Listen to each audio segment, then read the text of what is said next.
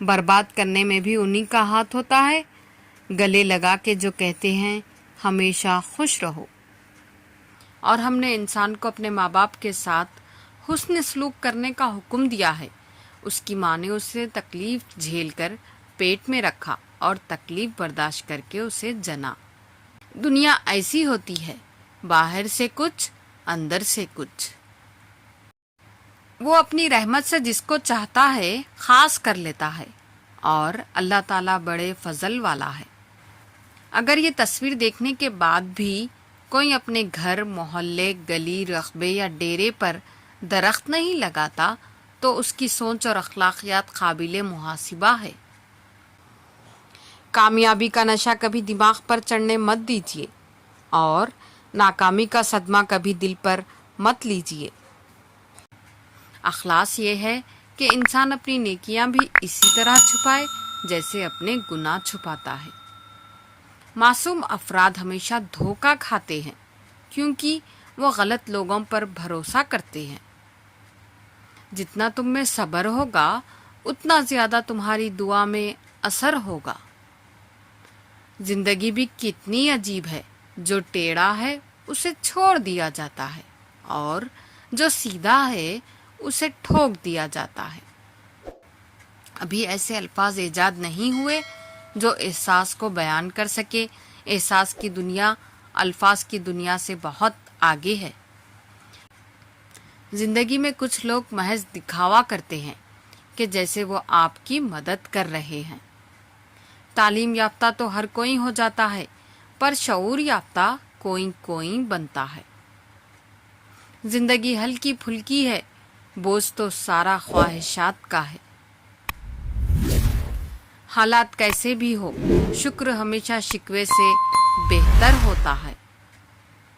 الفاظ تو سبھی سمجھ لیتے ہیں، مگر دل کو چاہ اس ایک کی ہوتی ہے جو خاموشیاں سمجھ سکے۔ جب آنکھیں اور دل مل کر روئیں تو دکھ ہوتا ہے، لیکن جب دل روئے اور آنکھیں اس کا ساتھ نہ دے تو بہت دکھ ہوتا ہے۔ یقین جانو کہ اللہ زیادتی کرنے والوں کو پسند نہیں کرتا۔ غیروں سے مانگا تو ذلت ملی، اللہ تعالیٰ سے مانگا تو عزت ملی۔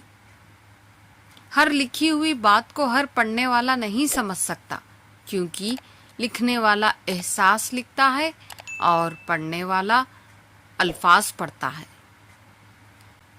کسی نے مٹکے سے پوچھا کہ تم اتنے ٹھنڈے کیوں رہتے ہو؟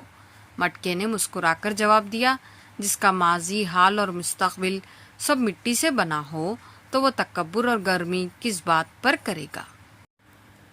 کبھی اپنی زبان سے کسی کے عیب بیان نہ کرو، کیونکہ عیب تم میں بھی ہے اور زبان لوگوں کی بھی ہے۔ جن کے چہرے ہو چاند کی طرح، ان کے دل میں بھی داغ ہوتے ہیں۔ رشتے احساس سے بنتے ہیں، رنگ، نسل اور چال دیکھ کر تو جانور خریدے جاتے ہیں۔ حد میں رہنا اللہ تعالیٰ کی بڑی نعمت ہے۔ پانی حد سے بڑھ جائے تو طوفان بن جاتا ہے، اور آدمی حد سے بڑھ جائے تو شیطان بن جاتا ہے۔ آپ اپنے رب کے سامنے موبائل اور انٹرنیٹ کا تنہائی میں غلط استعمال نہ کریں۔ اللہ دیکھ رہا ہے، کیونکہ کہیں قیامت کے دن سب کے سامنے آپ کے اعمال دکھا نہ دیے جائیں۔